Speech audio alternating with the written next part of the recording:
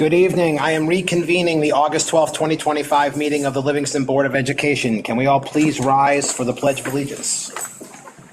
I pledge allegiance to the flag of the United States of America and to the republic for which it stands, one nation, under God, indivisible, with liberty and justice for all.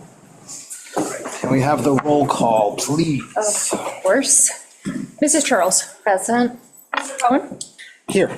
Mrs. Gong is not here. Mrs. Kemka. Here. Mrs. Yelisevich. Present. Thank you. Before we get started with our agenda this evening, I'm going to ask for a moment of silence. Earlier this month, Dr. Brad Drager, who was the Livingston Public School Superintendent from 2006 to 2013, passed away. And so on behalf of the Livingston Board of Education, we wish his family our best wishes, and we wish that his memory may be a blessing to all those that know him. And please join us in a moment of silence.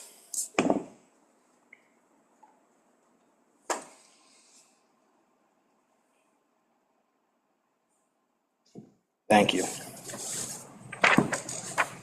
All yours. Okay. Just a few quick announcements. My friends not in education always wonder what happens in schools during the summer.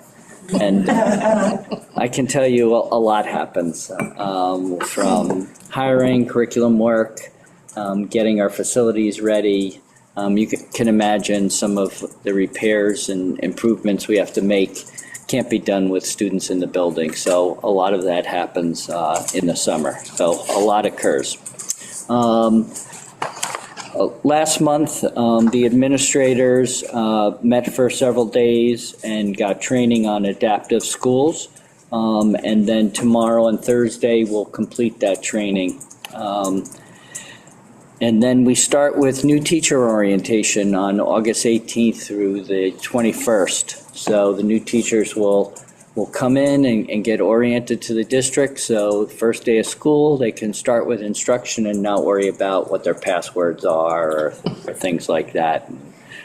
So it's a very intensive 4 days, but the administrators do a great job getting everyone ready for the start of school. And then August 25th and 26th, the staff returns to do some PD and get their rooms ready to greet students on August 27th. So while that seems like it's 2 weeks away, to us it seems like just a few hours away. We're looking forward to the start of school. Thank you, sir. It is time to swear in the student representative to the board.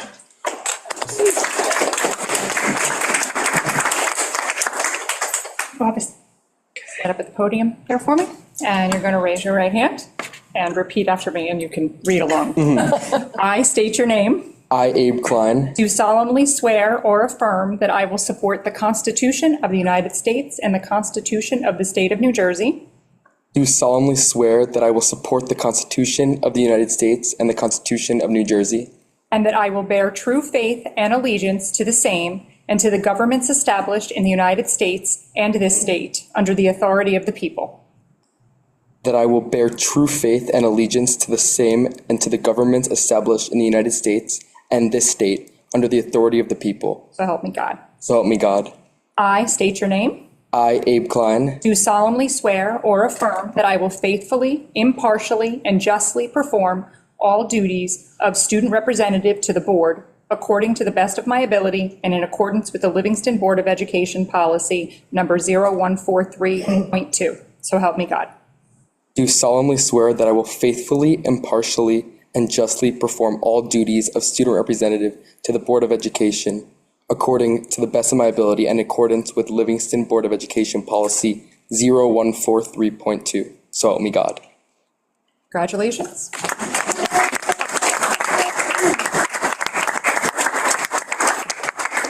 Klein, welcome to the board table. Thank you so much. You fill very big shoes of the people who have sat in that chair prior to you. And so we are very much looking forward to your contributions here at this table and in our meetings. And again, on behalf of the board, congratulations. Thank you so much. I'm looking forward to being here too. With that, I'm going to move us forward in our agenda to board reports. Any board reports this evening? Seeing none, I am going to ask for a motion on the approval of minutes. I have to move it first. Okay, so moved. Second? And a question? Yeah. Okay. There was a change made to the The voting minutes. board minutes of July 15th. Correct. So what I'm wondering is can we either rework the minutes? Because we normally don't include a follow-up item that is for the administration to do. So I'm wondering if that's something we can rework, either at the table or I'd be outside of supportive it. of that, to be consistent. Was that the ELL? No, There wasn't. no. Yeah, there was a question that I had asked. Right, that's Right, normal for right. ELL grades for like 0 to 2 and then 2 to 4, if I remember correctly. No, it was No, the, it's yeah, special ed. the special IEP students, the NJGPA scores. Okay, yeah. So when you say rework, you're saying just have the first comment. Yes, Okay. and let the follow-up stand with the administration. So not include the red. Okay, so as they originally were sent. I would prefer that as it was originally worded. I don't object to make a note that there was a weakness in a particular area, but I think that the follow-up on that item should happen internally. So she's saying the first line is okay, not the second line. She has them. Here. I thought Do you wanna look at the- want it or not want it. Yeah, we don't have access right now. Sorry. don't. They're not in red in there, but. There, it's, No, I know which one it cut is. this out. I know which one it is. Yeah, I mean, that is something that you said. Yes. So the main objection I have is to that second sentence. okay.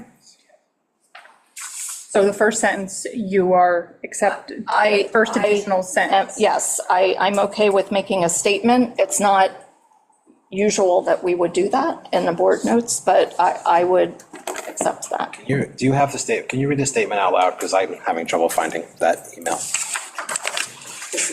No. It's on top of the page, second paragraph. Yep, that one right there.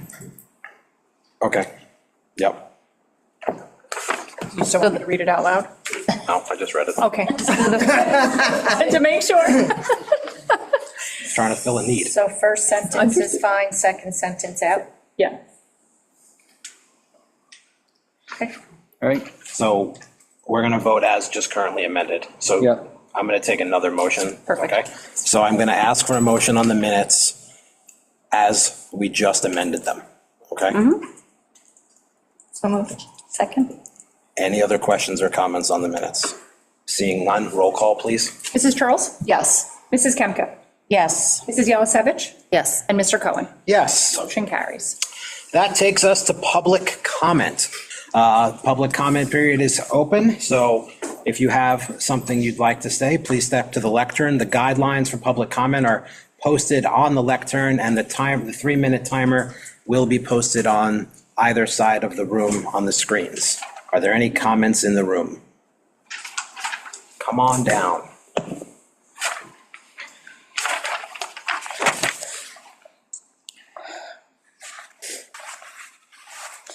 Good evening, members of board, superintendent, and community members. My name is Anant Khandelwal, and I'm a rising junior at Livingston Public Schools. I'm here to advocate for something that matters deeply, not just to me, but to every student. I'm here to talk about inclusion. I'm asking the board to bring the Unified Champions Schools program and Special Olympics to our districts. This past spring, I competed in the Special Olympics for the first time as an individual athlete, and the only student from Livingston. I had to find my own support. When the event began with the opening parade, something really hit me. I watched school after school arrive with full teams, neurodiverse, neurotypical students together, wearing school colors, cheering each other on. Schools like West Orange, Milburn, Montclair, and Bloomfield came with banners, teammates, and fans. From Livingston, it was just me, my mom, and my coach. Over 300 schools in New Jersey participate in Unified Champion Schools in Essex County alone. More than 15 districts take part in year-round events hosted by Special Olympics. These aren't just track meets, they're inclusive sports, leadership summits, and community building experiences. Livingston Public Schools is falling behind in this aspect. We don't have unified sports, we don't have peer mentorship programs that promote inclusion, and we're missing an opportunity to build empathy, pride, and connection across our student body. According to the CDC, individuals with disabilities, both visible and invisible, are at greater risk for health challenges. Unified programming isn't just about sports, it's about promoting health, fostering connection, and creating a true sense of belonging for all students. Students develop critical life skills like teamwork, patience, leadership, and empathy. It also creates opportunities for students of all abilities, neurotypical and neurodivergent, those with physical, cognitive, learning, or emotional differences, to connect, collaborate, and better understand one another's experiences. Studies show schools with unified programs have better school climate, less bullying, and more student engagement. This is equity. This is education done right. I urge you to act. Let's join the hundreds of schools in New Jersey that are living inclusion, not just talking about it. Let's give every student a chance to play, grow, and shine together. Let's not wait for another student to stand alone at the starting line. Let's show up as a team. Thank you.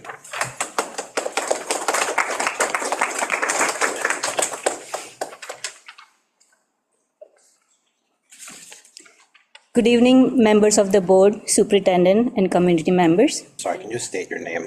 Sure. My name is Khyati Dutt. Do I need to add address? Anything? Just say township. Livingston. Okay. I'm here to advocate for the implementation of the Special Olympics Unified Champions Schools program in our district. Livingston is a district known for excellence, from academics to the wide variety of clubs, sports, and enrichment opportunities available to students. That's something many other communities look at with admiration. But there's still a gap that needs to be filled, one that affects students with visible and invisible disabilities, students who may look or function differently, and those who have different emotional and learning needs. The Unified Champions School program is more than a sports initiative. It's a movement to build a culture of true inclusion. It brings together students with and without disabilities through inclusive sports, youth leadership opportunities, and whole school engagement. It gives neurotypical students the understanding and tools to connect with their neurodivergent peers, because even the kindest souls don't always know how to bridge that gap. This program helps them do that. But let me be clear, the impact doesn't end with students who have disability. Everyone benefits. The program cultivates empathy, leadership, and collaboration, skills every graduate needs to succeed in college, the workforce, and life. If we are committed to preparing future leaders, let's make sure they are inclusive leaders. I want to stress that cost should not be a barrier. Special Olympics New Jersey offers grant funding to launch Unified Champion School program, covering the resources needed to get started. Their inclusive education director is ready to work directly with Livingston Public School on an implementation plan. And you already have the parents and students, myself included, eager to roll up sleeves and make this happen. The opportunity, the funding, and the people are here. The only question is, when do we start? So tonight, I respectfully ask the board and consider bringing the Unified Champion School program to Livingston to strengthen our entire school community. I thank you for your time, your service, and your commitment to our students. Thank you. Thank you.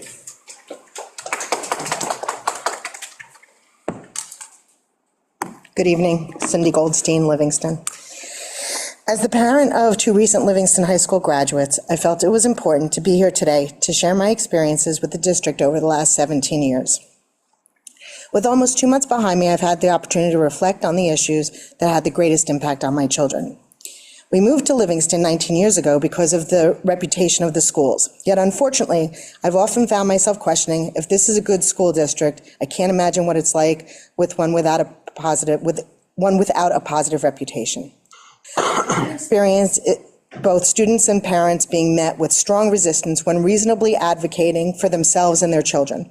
Despite the claims of a collaborative district which provides the best overall experience and educational opportunities, rules and rigidity are cited as justification to avoid meeting the needs of students.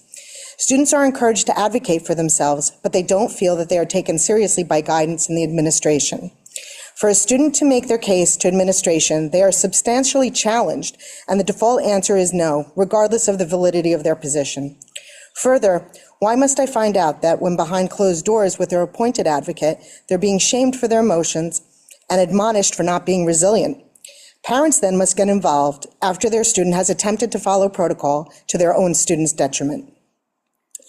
It's unfortunate the district as a whole cannot figure out how to weed out the abuses of the system without blocking actual educational opportunities. The strategic plan through 2027 includes a document called The Portrait of the Graduate, listing the skills that we hope our graduates will take with them to college and in life. In order to do this, the district must provide a well-rounded education and support the value of experiences outside of the classroom, including sports, clubs, field trips, and extraordinary experiences. The recent repeal of extraordinary opportunities is one such example. Instead of a blanket denial of excused absences, there should be clear guidelines to enable students to benefit from such opportunities, together with an appeal process to allow for further consideration.